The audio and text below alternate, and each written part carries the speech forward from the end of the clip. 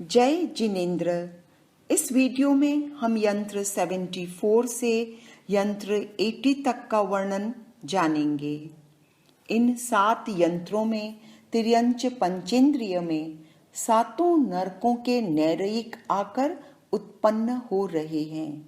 अतः स्पष्ट है कि अवगाहना द्वार में जिस नरक की जितनी अवगाहना है उसी के अनुरूप जगन्य और उत्कृष्ट अवगाहना प्राप्त होती है।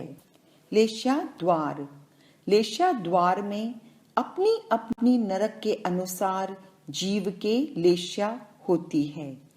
जैसे पहली दूसरी नरक में लेशा 1 कापोत, तीसरी नरक में कापोत और नील लेशा वाले, चौथी नरक में लेशा केवल एक नील, पांचवी नरक में नील और कृष्ण दोनों लेशाएं, छठी नरक में लेशा 1 कृष्ण और सातवीं नरक में लेशा 1 महाकृष्ण। यहाँ पर ज्ञातव्य बिंदु यह है कि तीसरी और पांचवी नरक में जहाँ 2 प्रकार की लेशाएं हैं वहाँ लेशाएं आयुष्य के अनुरूप होती हैं। उदाहरण स्वरूप तीसरी नरक में लेशाएं 2 नील और कापोत हैं, तो औघिक वाले गमकों में दोनों ही लेशाएं हैं, लेकिन जगन्य के गमकों में केवल कापोत लेशा और उत्कृष्ट के 3 गमकों में केवल नील लेशा होती है। यह नियम 5वीं नरक के लेशा द्वार में लगता है।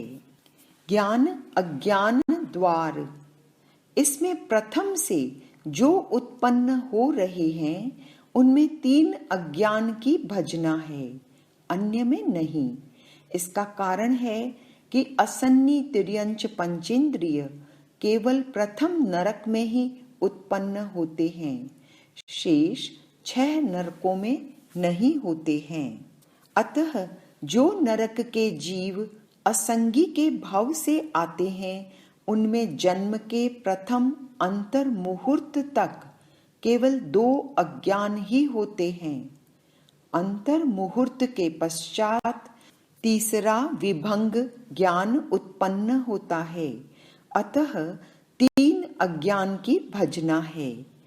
प्रथम नरक की उत्कृष्ट स्थिति में असंगी उत्पन्न नहीं होते, अतः 3 अज्ञान की नियमा है। अध्यवसाय द्वार, नारकी के जीवों का जगन्य आयुष्य 10,000 वर्ष है, अतः लंबे आयुष्य में शुभ अशुभ दोनों प्रकार के अध्यवसाय हो सकते हैं।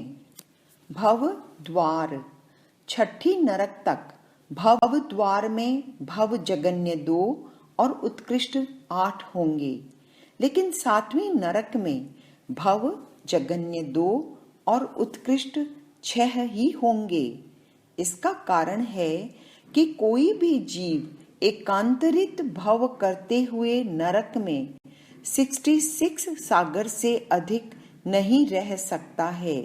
इसलिए अगर 22 सागर के 3 भव हैं तो कुल 6 भव हो जाएंगे, और यदि नरक के 33 सागर के भव हैं तो 2 भव नरक के और 2 भव तिर्यंच के होंगे। इस प्रकार इनको मिलाने से कुल भव 4 ही होंगे।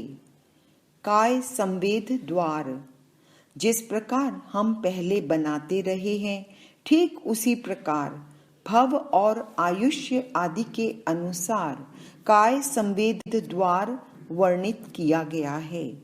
जय जिनेन्द्र।